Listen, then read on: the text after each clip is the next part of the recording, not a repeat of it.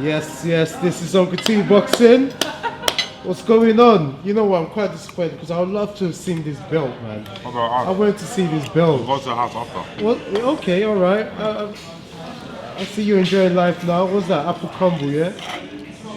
Apple crumble, custard, Yeah? Diet Coke, all the stuff that you're not really supposed to eat. I got a week of eating it, then I have another week of bringing it down, and then we get back to work. Okay, what's next for you then? Get me a world title, baby. But yeah, no. I feel like either like a former world champion or like a current world champion now, where that I can't remember his name, Arson something, the WBA champion. That would be a good one. Do you read comments? Oh, never. You never? Unless maybe on my page sometimes, yeah, like I read comments, but I never really get caught up. It depends. If something's funny, I might respond to it. But more times, like, I've learned not to read comments. The reason I say that I've got to ask you this question because a lot of people are questioning your style, your tactics, saying you hold a lot and they haven't seen any sort of improvements in that. What do you say to that? Just I look for the improvements in myself. Do you know what I mean? I can look at my previous fights, look at the ones I've had, look at my record, look what I'm accomplishing, look at like what people that I box are able to do against other people and what they're able to do against me. And I'm happy with what I see. Obviously, there's still more stuff I want to work on personally, but in terms of comments, I feel like boxing and a lot of life has culture where this is what we say it is, so this is what it's always going to be. So you're not looking for improvements, they're more looking for anytime there's a clinch, like, do you know what I mean? Anytime there's that kind of action, without looking at like sort of how the fights play out. Most boxers are within a similar height to each other, do you know what I mean? And I'm just very tall and very strong for my weight. So what happens is from range, you see I'm landing shots. I watched the first minute of every single fight I've had, the first round. I'm keeping it long, I'm hitting them, and they can't compete, so they go back to the corner and they say, get on his chest. And that's just the way that it goes. And as you come up the levels, people are better at taking punches and making their way to your chest. So cool, there's stuff I can do to maintain distance, but it's difficult at this level to keep people off the whole time. And I'm never gonna be able to throw pretty combinations on the inside because I am tall and long. So I stopped them from working and I wasn't holding in this fight, I was nullifying. I purposely put my hands in certain positions, and I felt like there's a lot of progress and still more to come. I don't want to say how I feel about the fight because you probably have read my comment what I thought about it, because if I do say it seems like I'm trying to like, you know, but I saw what you was doing in there, the dropping of the shoulders when they got close. I've watched a lot of Andre Ward certain things. I've told you before, he does certain little things. And I had a feeling you was going to do that, not because of what you've done in the past. In the public workout, you and Shane did some, he was like, yeah, let's do that holding tactic and do that. Did you work on that? Yeah, definitely. It's something I do work on because I know in sparring, I can spar anyone. And it's all good. I can pick them up for 12 rounds and I'm swapping over sparring partners. But they haven't got the same mindset and intensity as a fight because they've got nothing to gain from the spar except for the money that I pay them. So when I'm sparring, they know they're in for 3 or 4 rounds. It's, you know, box with me. If they get picked off, they get picked off. If not, it's not, and they leave. But in a fight, it's like they've got their whole lives on the line. So the only thing that they think is safe is getting on my chest. As they keep saying, with Lawrence Okolie, close to safe. Do you understand? So it's hard to replicate that kind of intensity in sparring with tactics from other opponents, but I definitely have been working on it. Ngabu, did he hurt you at any point of the fight? Did you feel his power? Is it good? What would you say? It's good. He was really that. It's, you know, they always say, you get to a point where you hit people's shots and they're not going to feel them.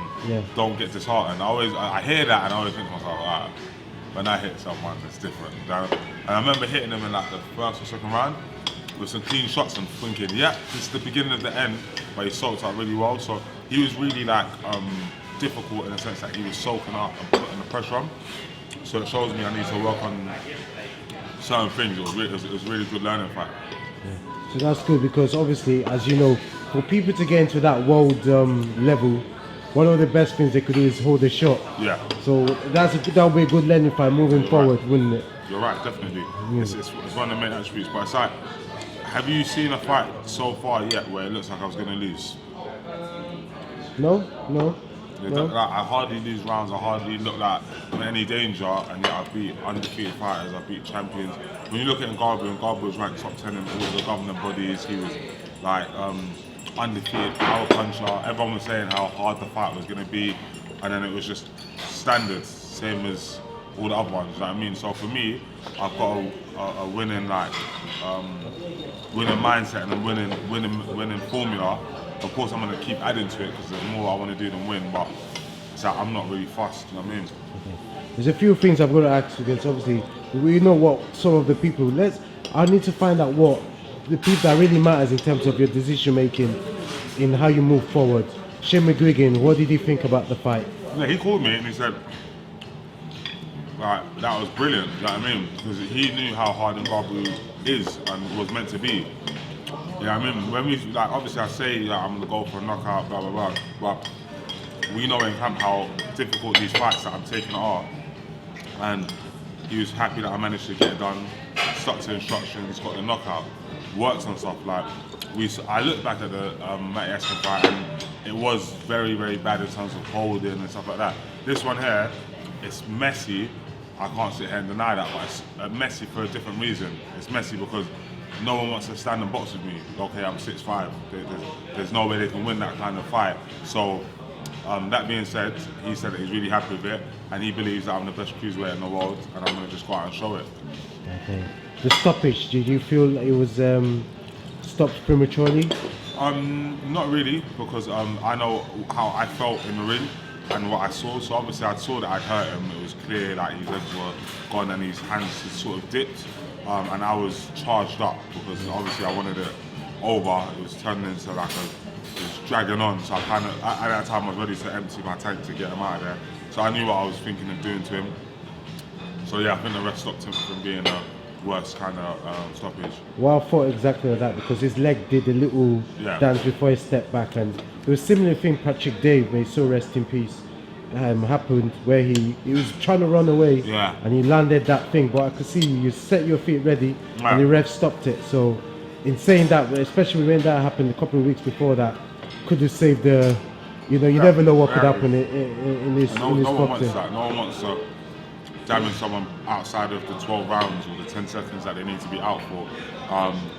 But yeah, like I said, in that mindset, like, you want to win, so that's what I was kind of thinking. Do you know if he's made any complaints, or did he complain or anything? No, I mean, I saw afterwards he didn't complain. I saw all of his family and friends, I went up to them afterwards. They were all like content, obviously not happy, but no one was complaining or anything like that. So it's good. You just want to see everyone get out safe. It's just a sport at the end of the day. Eddie Hearn, what did he say to you as he called you or messaged you? Let's get it cracking, yeah. He's just like, cool, don't worry, I'll sort it for next year. Because for me, it's like, we can do this all day. Like, I had a fight on the weekends, European, undefeated, but now I'm here just chilling, like. So I need to kind of keep pushing myself until I can't be pushing any further. What about the big man, AJ? What did he tell you, your manager? Yeah, just keep up, like, what you're doing. That obviously the whole criticism thing, that just keep on like learning, winning, because ultimately that if you lose, God forbid, you're a loser now, do you know what I'm saying? And they're not going to love you regardless, so just focus on what makes you happy and what suits your mindset in terms of boxing. You're quite observant as a person, so you've seen how people reacted to AJ when he lost, no matter what he's done before in the fight before that, so you're just focusing, doing you and do whatever you want to do to win. Yeah, is that how you see it? Yeah, definitely. I mean, like, that's just it. I look at my fights, I say, yeah, I'm winning first and foremost, and I'm not just winning. I'm not scraping by. Yeah. I'm winning comfortably. Do you know what I mean? Hardly like breaking the sweat. Not saying I don't break a sweat, but you know what I mean. It's like I'm not having 50-50 fights. You know what I mean? No disrespect to some of the other fighters that have gone for European titles, but for Matchroom, a couple of guys have gone, they've fallen short. Do you know what I'm saying? The guy I boxed wasn't a given fight. He was a top ranked fighter. Dealt with him comfortably. Moving forward, that sort of performance, some people might have said that that's not going to make you like a pay-per-view sort of fighter moving forward as a future and become like a, you know, as a, obviously you're making good money now, but you know there's never levels of making money. Are you just going to keep on doing what you're doing, or you're going to try and see if you could fight? No, definitely going to keep doing what I'm doing. Obviously, as I get better, the performances will get better. But ultimately, I've been pro for two and a half years. Yeah. You don't really see people 2.5 years ranked in the top 5, top 2, top 1. Do you know what I mean? Pushing for the stuff I'm pushing for. So ultimately, you know what I mean? Every fight I'm getting a little bit more aware, a little bit better. So I will eventually get to a point where I'm able to do everything that I want to be able to do, but it's going to take time. But in that period, I can still win these fights. Yeah.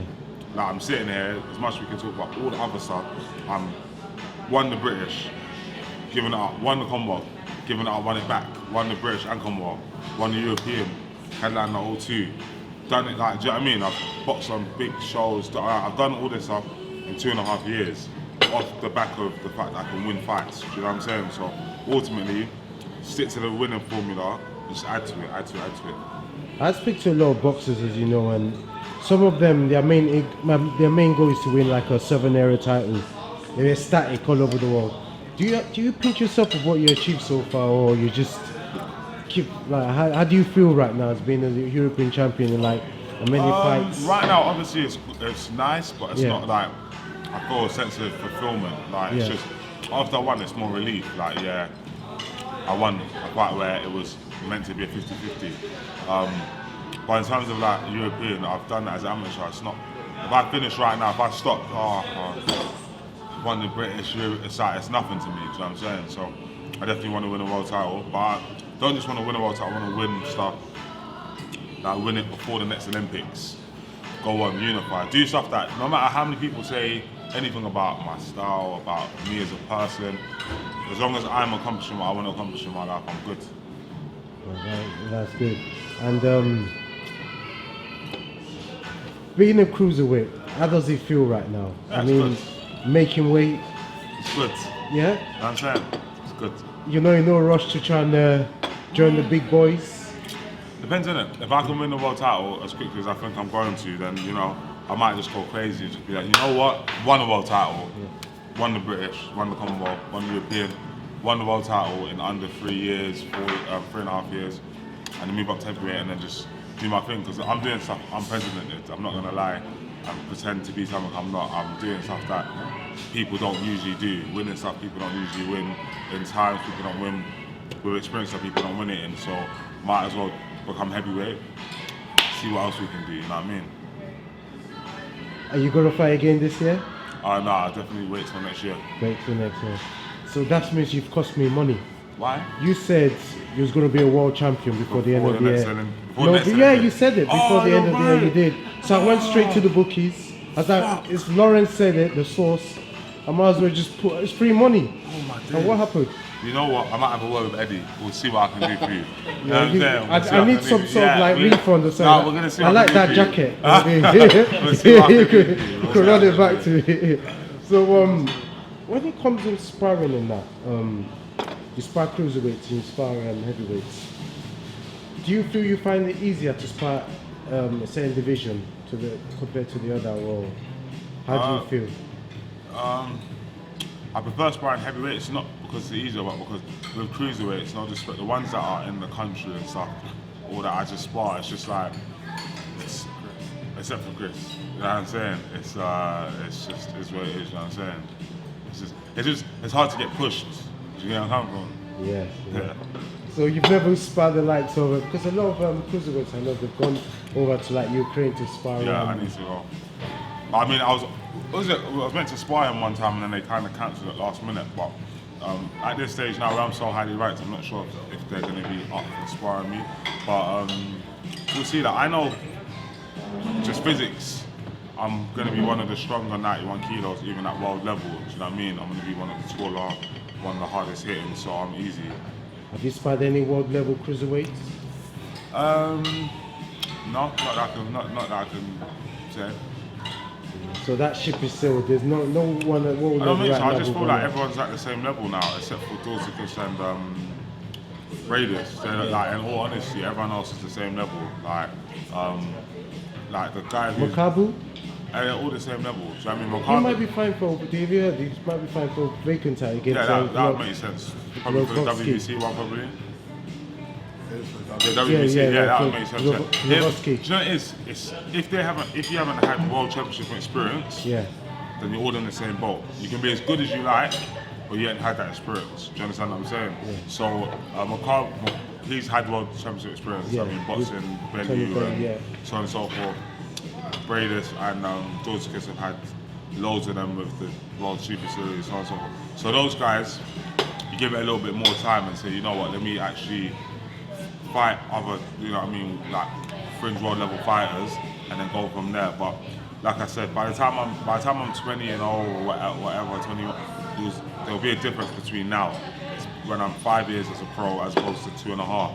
So I'm very happy with my thing so far. Like, let's get it right. It's 2.5 years in. Some people might have not had 5 fights in that time or won a British title. Do you know what I mean?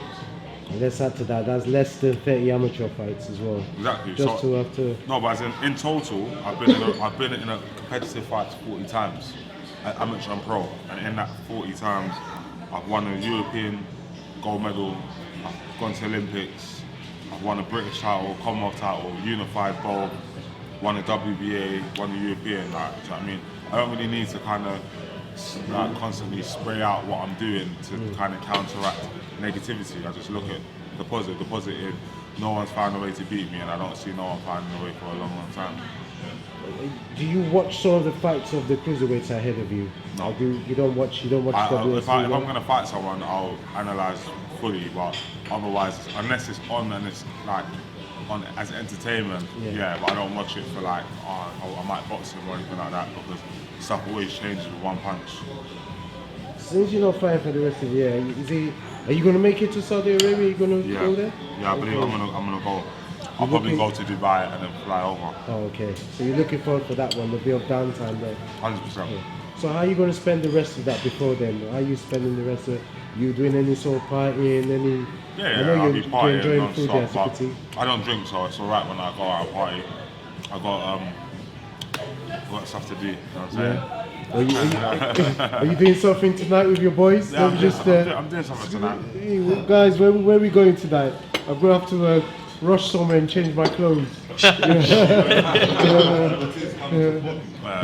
to boogie with the thugs today, you know what I'm saying? But, with the thugs, yeah? You know what I'm saying? But, what's wrong with you, man? No seriously, so.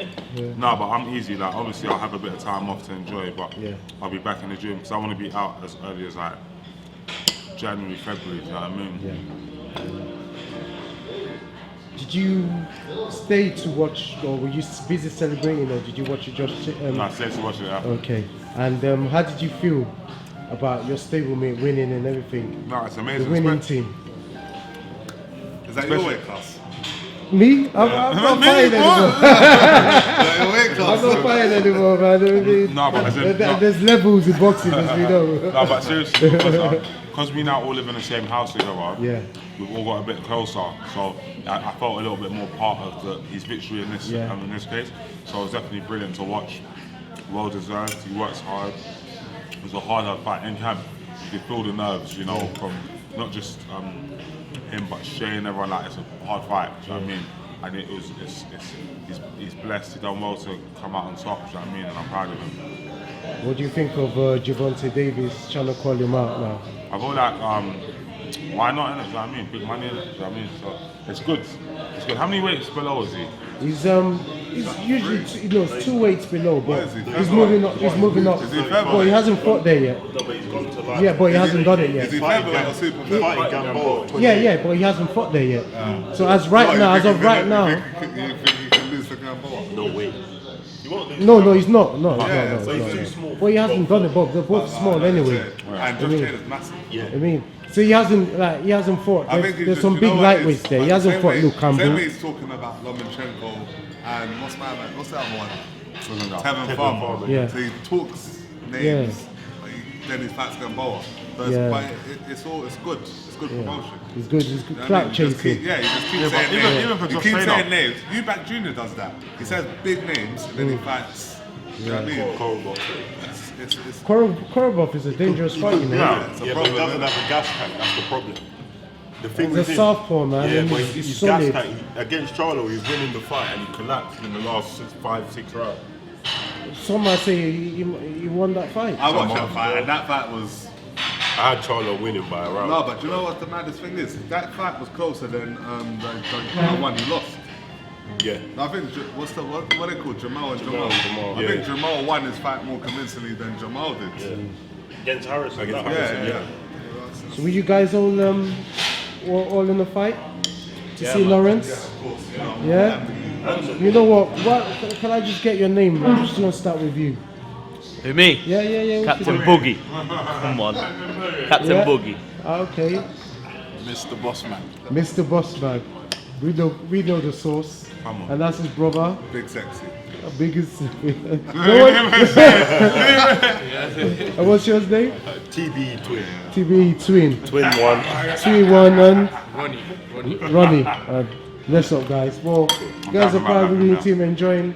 We're gonna go out somewhere. I don't know. And enjoy life. What the sauce? He possibly could have chopped it. The sauce? I don't know. The sauce. Oh yeah, what's up? Uncle T signing out. Alright, signing out too. Yeah.